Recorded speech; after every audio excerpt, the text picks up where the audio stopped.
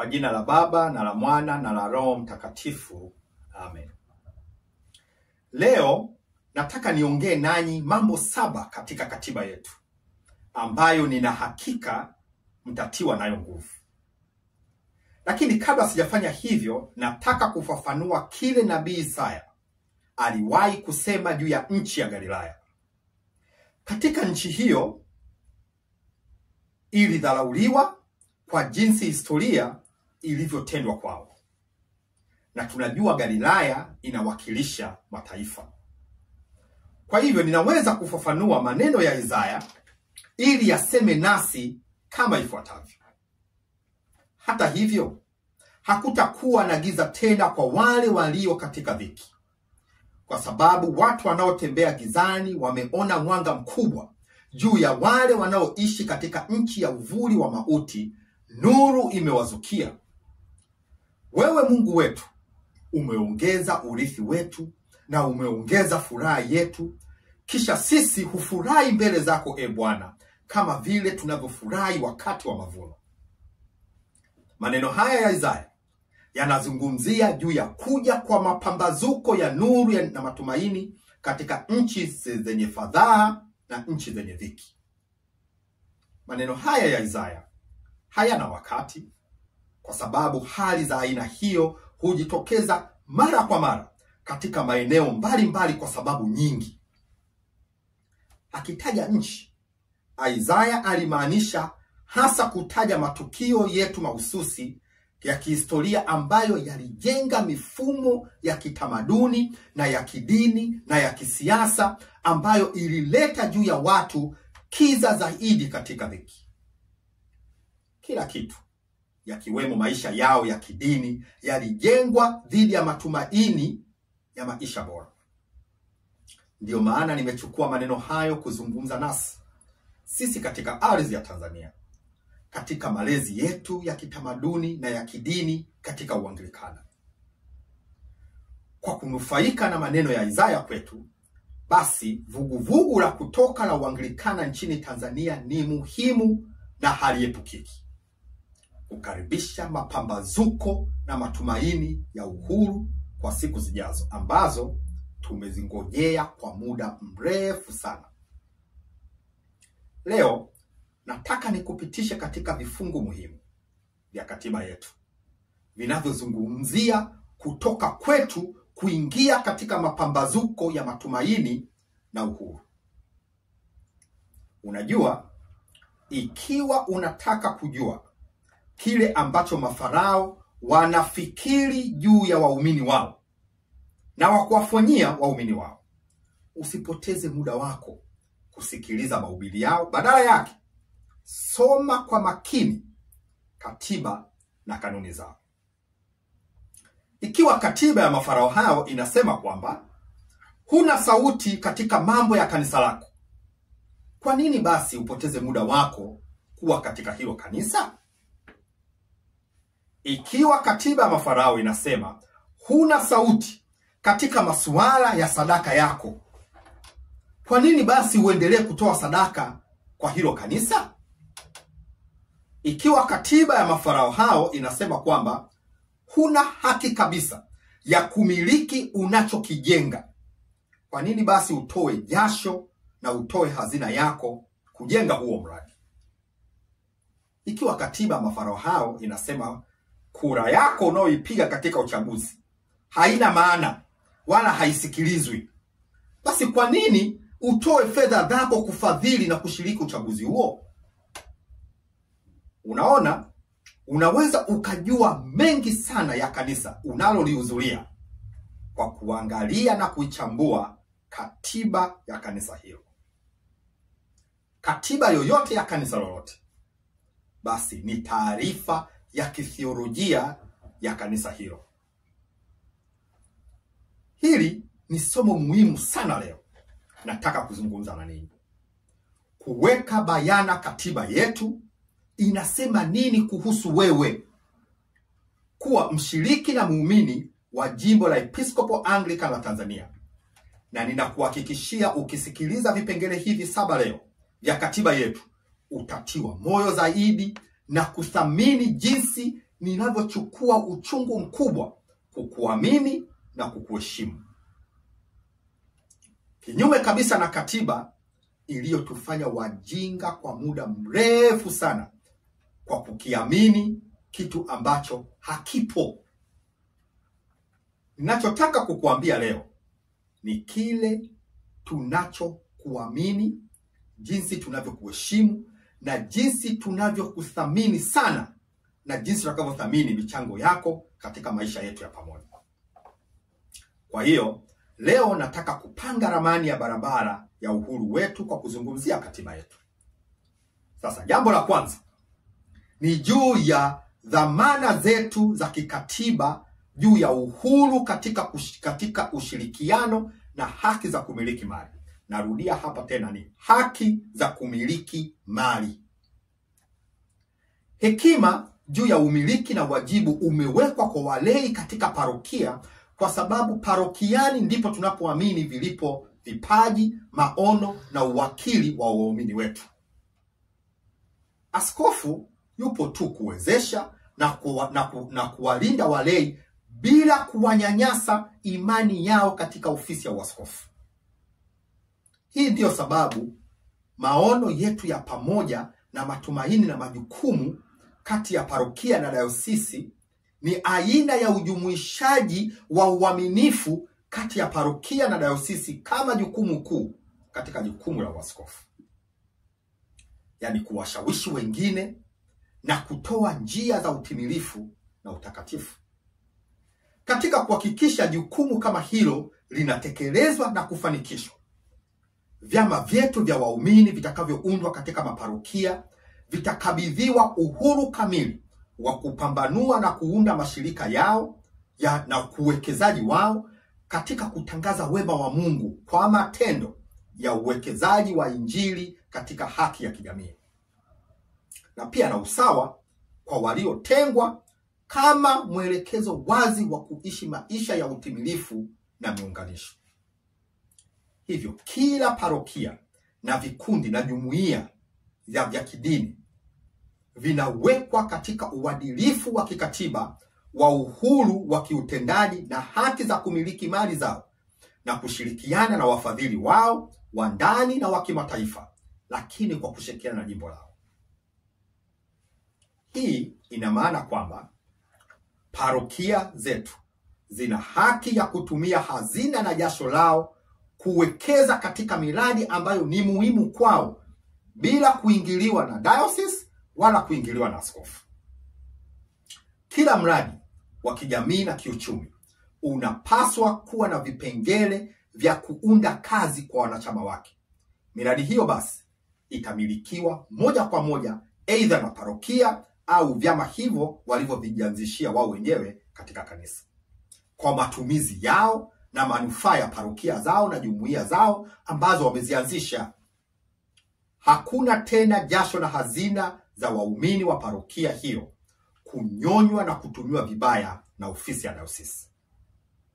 Katika haya yote, jukumu la askofu ni kutafuta na kupata wafadhili wa ndani na wa kimataifa kwa ajili ya uwekezaji huo, na kisha kutoa leseni sahihi za kitaaluma kwao kufanya kazi za kujitegemea na za taaluma.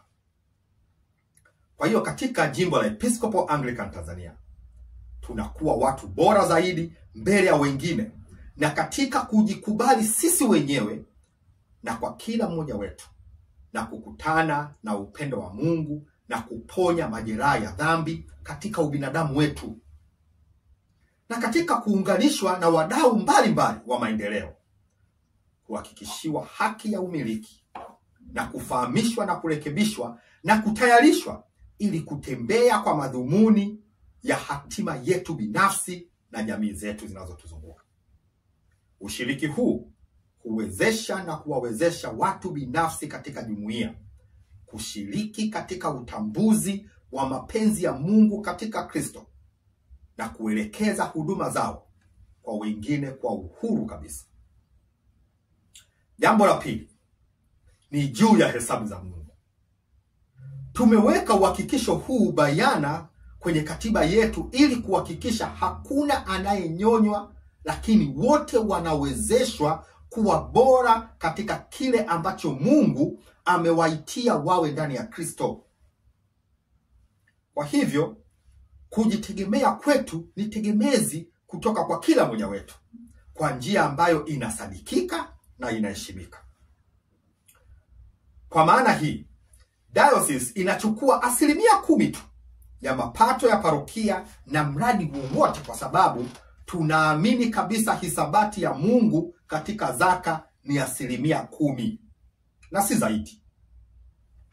Unaweza kuona tunaiachia mikononi mwa parokia na vyama vyetu vya kanisa 90% ya kuwanufaisha katika maisha yao na maono yao.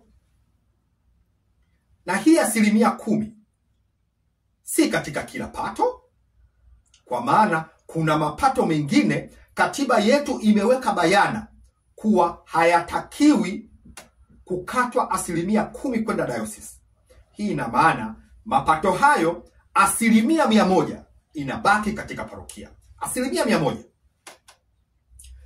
Tunatoa zaka hii ya kibibilia kwa sababu hatuamini diocese ambayo inanyonya jasho la hazina ya washiriki wake. Katika hali hiyo, askofu ana changamoto sana ya kutafuta njia ya kuwekeza katika vitega uchumi vya diocese yake ambayo vitakizi mahitaji ya diocese na wakati huo huo vitatoa nafasi ya kuwarudishia waumini wake sehemu ya mapato yake kwa ajili ya maono yao ya pamoja ya Kristo na kutunza wajibu wake kwa watumishi wake bila kuwa mzigo kwa waumini wake.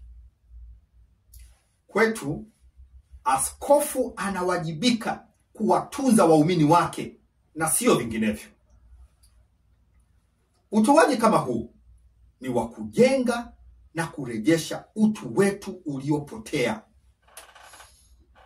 Kama Waanglikana, kwa kurudisha uhusiano wa maana wa ndani na wa kimataifa ambao huwekeza katika jamii na kujenga viongozi wa vizazi vijavyo ambao wameandaliwa vyema na kitaaluma na kuelimika kama maisha katika Kristo yanayoigwa. Hivyo tunaandaa viongozi wa baadaye wanaokuwa na hofu ya Mungu na sio kuwa vibaraka wa askofu. Yote haya yanalenga kuimarisha kwamba tunaamini kweli kwamba dawa ya huzuni na dhiki ni upendo unaokuja pamoja na haki ya jamii na ushirika miongoni mwetu na wa kimataifa ambao yanatiwa moyo na kuimarishwa ili kusaidiana. Katika hayo, utambulisho wetu katika Anglo-Catholicity unatengenezwa na kutegemezwa na kusudi letu linahusishwa.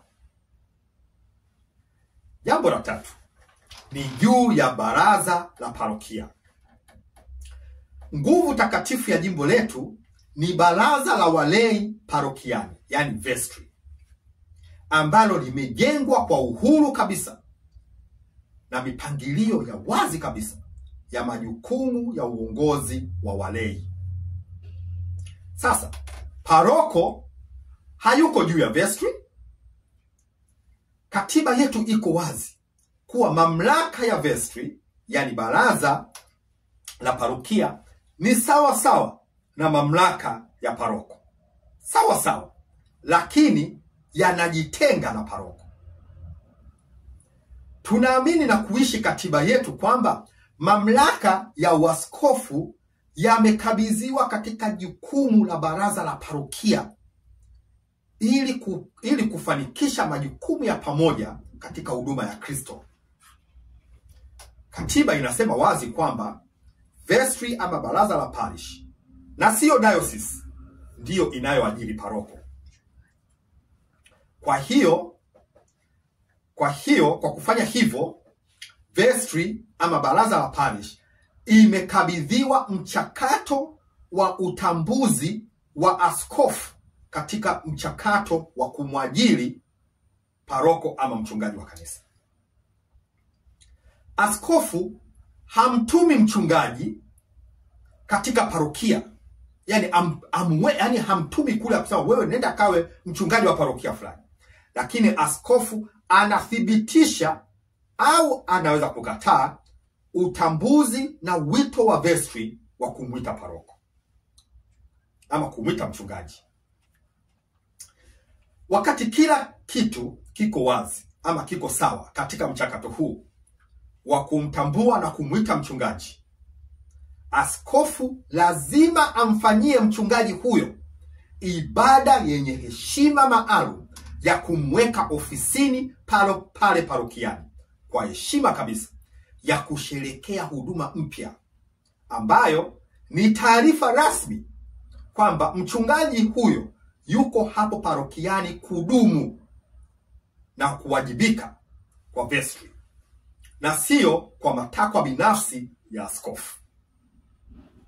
Hii pia ina maana kwamba si askofu wala vestry ama baraza la parish anaweza kuhamasisha na kusisitiza ama kusitisha huduma ya paroko ama ya mchungaji bila mchakato unaostahili wa kikatiba.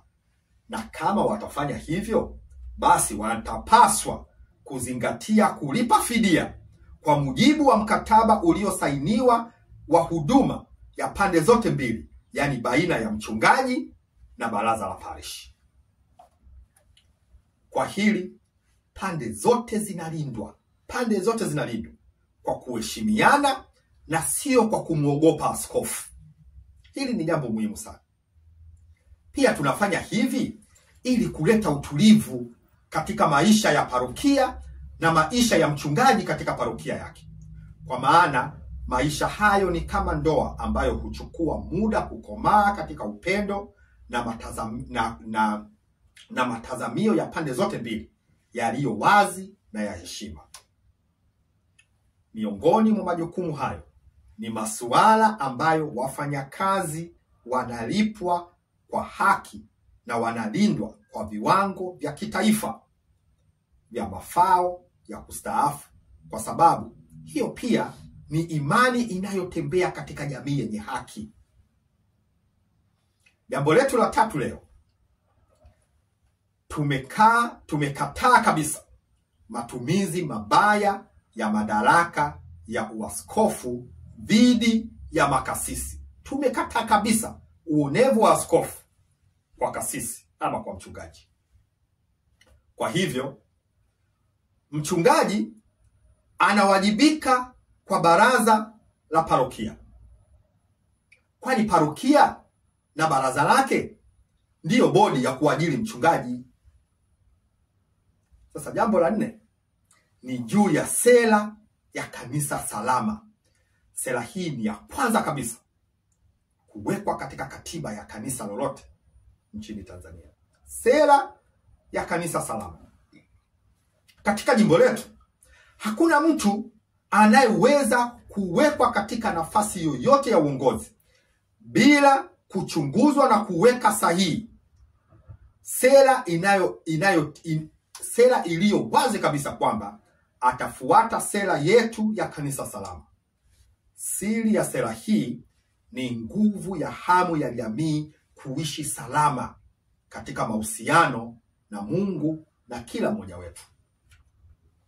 Na tunafanya hivyo tukiwa na ufafanuzi wa wazi wa vikwazo, maumivu, mateso na machukizo ambayo ni sifa zisizopingika za safari ya mwanadamu yoyote ambayo hakuna anayeweza kutodhurika nayo. Mapambano na mwili ni ya kweli kabisa, na mara nyingi hushindana daima na watu wengine. Yapo. Kwa kuzingatia hilo, sera hii kimsingi ni kuishi katika mazoezi ya jamii ndani ya kanuni za kibibilia za msamaha, kanuni za toba, kanuni za upatanisho, kwa kumiliki makosa yetu na kusamehe makosa wengine na kurekebisha uhusiano, kuponya kumpokonya silaha adui wa roho zetu na kulimaza uharibifu unaowezekana wa jamii kupitia tamaa za ubinafsi. Kwa hiyo hatuogopi makosa, bali tunayamiliki kwa ajili ya ukomavu katika Kristo. Na hii ndiyo furaha ya utambuzi wa jumuiya na uongozi wa pamoja, kwamba hakuna anayemiliki maono ya Kristo peke yake, hakuna anayemiliki mchakato wa kufanya maamuzi, hakuna anayemiliki makosa na kushindwa. Badala yake, sisi sote tunamiliki zote, kwa sababu tulikuwa sisi sote katika mchakato huo. Kwa hiyo tunateseka pamoja, tunahuzunika pamoja, tunakuwa pamoja, na vivyo hivyo tunafurahi pamoja katika mafanikio. Hata hivyo, hatufurahi aina yoyote ya unyanyasaji. Jambo letu la 5 ni juu ya ujenzi wa makanisa. Waanglikana wenzangu, tumeibiwa na kufanywa kwa masikini kwa dhuluma ya maisha ambayo walitulazimisha kuishi chini yake kwa muda mrefu sana. Tukiangalia ni kwa kiasi gani jasho letu na hazina yetu imetumika vibaya ama imevunjwa na kuchukuliwa bila uwajibikaji wowote, ndipo tutakapojua tumeipoteza kwa muda wa kutosha. Jasho na hazina zetu zimewekwa mikononi mwa maaskofu, kana kwamba maaskofu wanamiliki maisha yetu kwa kuanzisha parokia ambazo ni mashamba yao. Natumaini siku moja utafiti wa kifedha utafanywa kuwafahamisha Waanglikana ni kiasi gani kwa hakika wameibiwa. Na ninasema hivi kwa sababu najua kwa hakika iwapo Waanglikana watapewa nafasi ya kutoa jasho na hazina yao kwa kitu ambacho kitakuwa ni chao, hasa katika umiliki wa mawazo na mali zao, wataibuka na kukabiliana na changamoto hiyo na kuijenga makanisa ya fahari sana. Na ndivyo tutakavyofanya katika kujenga majengo ya makanisa yetu. Kwa 90% zinazobaki mikononi yetu wenyewe, tunaweza tukajenga makanisa yetu bila shaka yoyote. Hatutatoa tena matoleo yetu na hazina yetu na jasho letu bure, lakini tutafanya hivyo kwa madhumuni ya umiliki wa hazina na jasho letu. Na tunaweza kufanya hivyo kwa sababu hazina kubwa ya Episcopal Anglican Province ya Tanzania ni waumini wake wanaotaka kuona wanajenga kanisa ambalo wanalimiliki. Kutoka kwetu chini ya Farao kumefichua dhuluma kubwa sana za mafarao wanaodai kila kitu ni chao, hata kama hawana la kuonyesha kama wanamiliki vitu hivyo. Hata hawajali sheria za haki miliki za mali, kwa sababu wako kilindini sana katika ukandamizaji na wizi katika jina la Kristo. Hapana ndugu zangu, hatutaki tena. Tunakwenda kubadilisha wizi huu. Ndiyo maana haki ya kumiliki mali ni maandishi yetu matakatifu katika katiba yetu. Ndugu zangu Waanglikana, kanisa mtakalolijenga ndani ya Episcopal Anglican litakuwa ni mali yenu, ambayo hakuna jimbo wala hakuna askofu anayeweza kuja kulidai. Na hivyo ndivyo utakavyokuwa na sauti katika maisha ya pamoja na dayosisi yako pamoja na jimbo lako. Ngoja niwaambie kitu. Sababu ya mafarao kunyang'anya haki hiyo ni kwa sababu walitaka kuhakikisha kwamba wanaondoa sauti yako milele. Ni jambo la kishetani kabisa kufikiri kuwa unaweza kuwaibia watu pesa zao kwa jina la Mungu huku ukiwanyima sauti zao. Ndivyo walivyotufanyia. Ikiwa haki ya kumiliki mali ingelikuwa katika katiba yao, leo hii ninapozungumza nanyi, 99.9% ya Waanglikana wote wangekuwa katika jimbo jipya.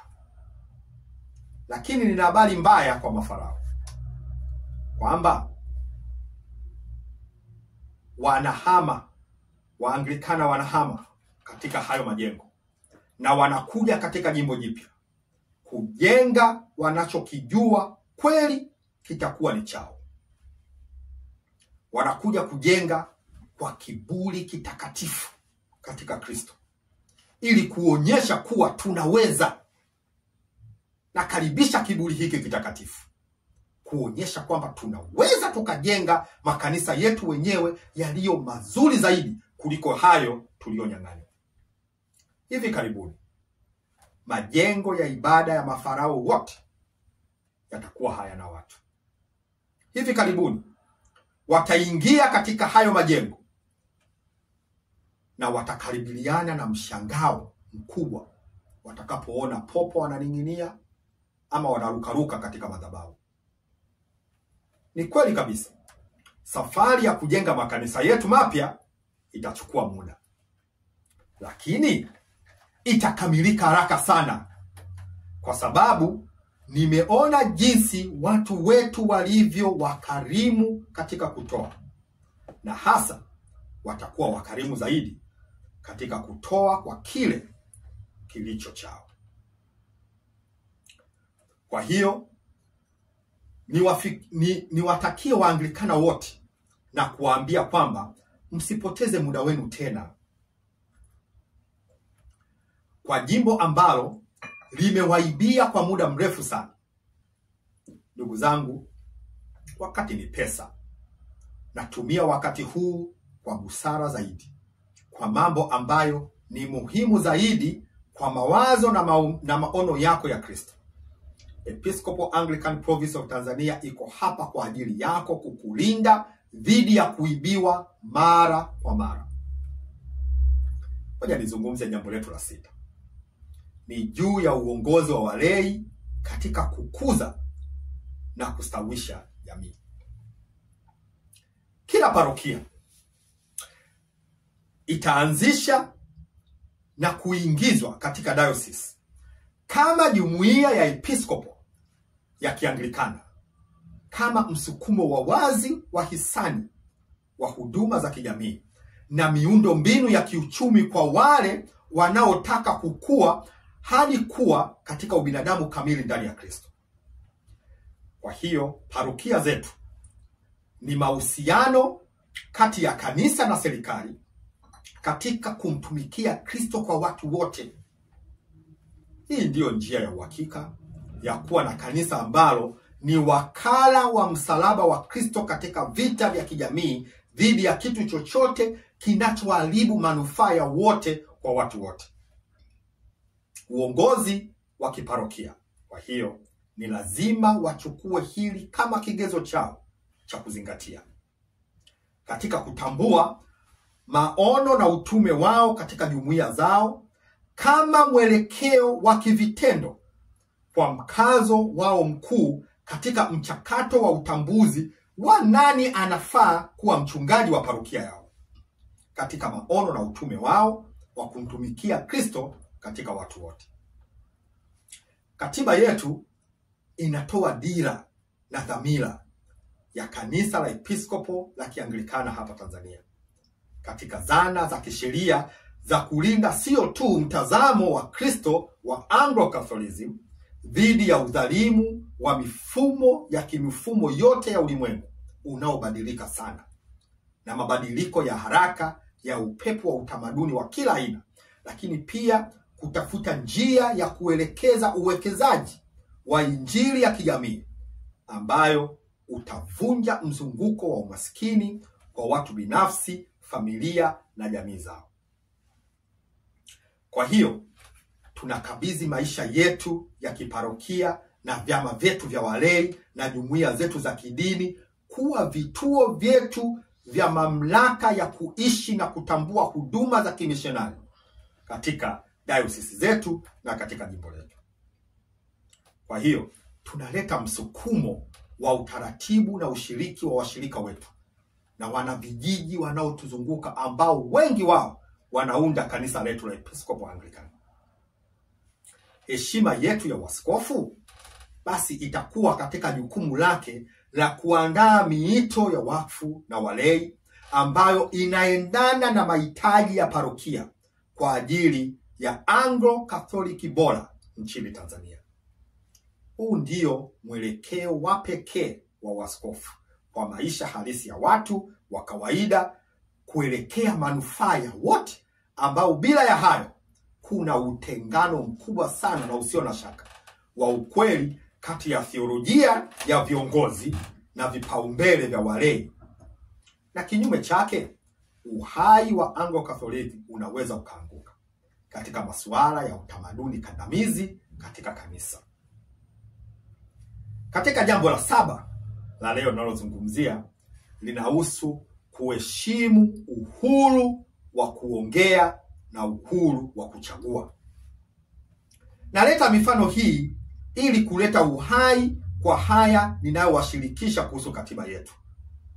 Ninafanya hivyo ili kuonyesha jinsi Waanglikana walivyochoka na kanisa ambalo haliwashirikishi mapenzi yao na maono yao ya Uanglikana. Miongoni mwa hizo ni wazo la kuhusika katika haki ya uhuru wa sauti katika uchaguzi.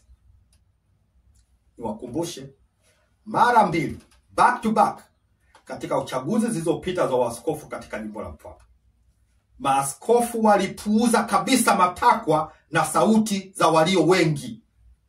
Zaidi ya 90% ya kura zao katika uchaguzi huo, kwanza zilikuwa ni zaidi ya parish 100 na kitu, lakini wakazikatakata wakazifanya kuwa 90. Lakini hata hizo 90 hawakakataa kabisa kuzisikiliza. Waanglikana walipotaka kujua ni kwa nini hawakusikilizwa, walichafuliwa majina yao, wakaadibishwa na kufadhaishwa kana kwamba si kitu katika kanisa. Lakini Waanglikana si watumwa na wanajua wamewekwa chini ya mtazamo huo kwa kulazimishwa na kwa muda mrefu. Hii ndiyo sababu sasa wako katika kutoka kuwa huru, kuwa na heshima na kuwa na matumaini.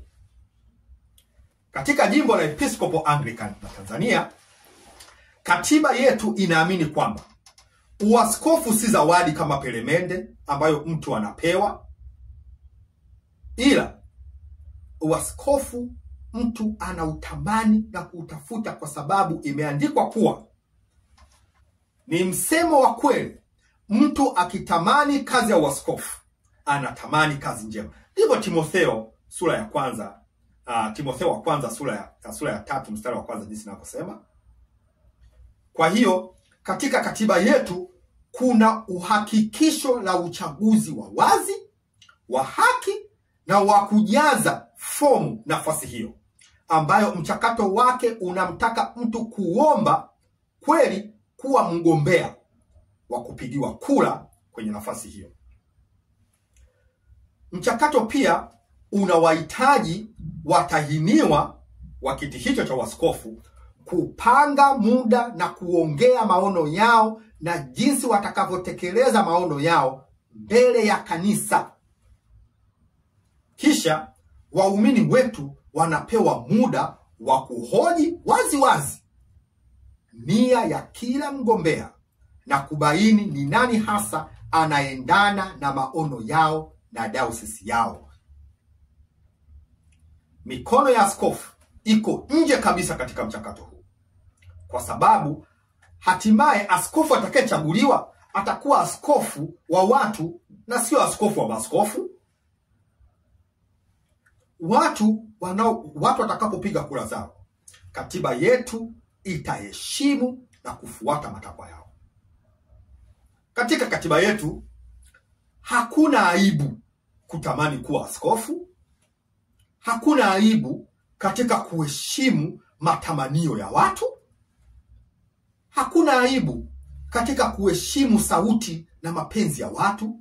Badala yake, tunaona kwamba hii ni baraka kubwa ya kufanya hivyo kama jumuiya ya Kristo. Na ikiwa kweli kuna aibu kufanya hivyo, kwa nini basi kuwaadaa na kuwadanganya Waanglikana kwamba wana sauti ya kufanya hivyo katika mchakato, ili hali hawana? Udanganyifu kama huo ndiyo aibu ya kweli kweli. Mwisho, nina furaha sana kuona wakati huu mikononi mwetu, wakati ambao Isaya aliuzungumza katika nchi ya Galilaya na pia akizungumza katika nchi ya Tanzania, wakati ambao unazungumza utimilifu wa harakati za Kutoka, ikirudia sauti zaidi ya parokia 90 ambazo zilizarauliwa na Farao na kuchekwa na vipofu ambao hawakuona wakati wa Mungu, wakati ambao mwandishi wa kitabu cha Kwa Mtini Jifunzeni alijaribu kuonyesha, lakini sauti yake ikawa ni kama mbegu zilizoanguka katika miamba, zilizoanguka njiani na zilizoanguka katika miba. Inashangaza sana jinsi Mungu wa Kutoka amewafanya viziwi na vipofu kiasi cha kujaribu kukikana Kwa Mtini Jifunzeni, kwa kujaribu kuelekeza tofauti kabisa na maandishi ya kitabu hicho. Inanifanya nicheke wakati mwingine, kwa sababu watu hawa wanachekesha sana kwa jinsi walivyojitolea kuhakikisha Waanglikana wanabaki katika mashamba ya udhalimu. Kwa imani yetu juu ya katiba yetu niliyowaeleza leo nasema kwa sauti kuu kwamba mahali pekee Kwa Mtini Jifunzeni iweze kufanya kazi halisi ni kutoka na kuingia jimbo la Episcopal Anglican la Tanzania. Tukumbuke kwamba Kwa Mtini Jifunzeni ni zao la Kutoka 90 ambalo lilimaanisha kuwaonya Waanglikana wa Tanzania juu ya kutokuepukika kwa jimbo jipya.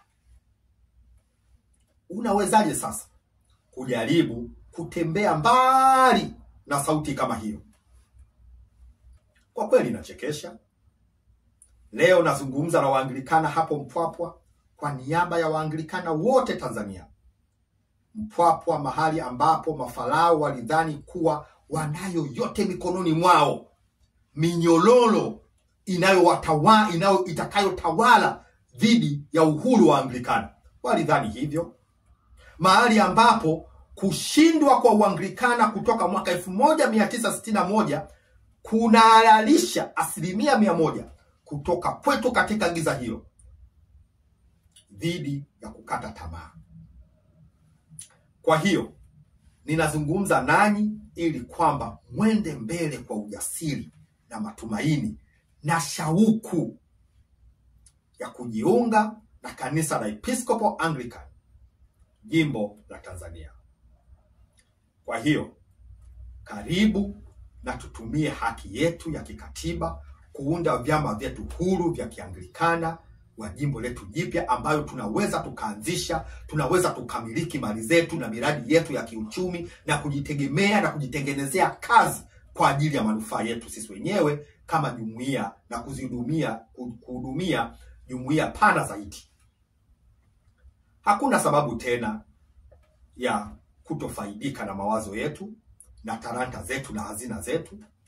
Hakuna sababu hata kidogo ya kuibiwa tena. Badala yake, njoo jiunge nasi kuwekeza kwa yale ambayo ni muhimu zaidi kwako. Jimbo letu litahakikisha linafungua milango ya fursa kwa waumini wetu wote kumiliki uchumi kwa jina la kanisa, kwa sababu Hiyo ni haki zetu Waanglikana. Mungu awabariki sana mnapotafakari mambo haya 7 katika katiba yetu. Kwa jina la Baba na la Mwana na la Roho Mtakatifu. Amen.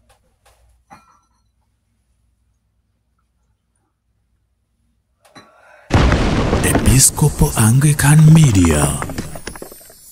Maisha yanayohubiri.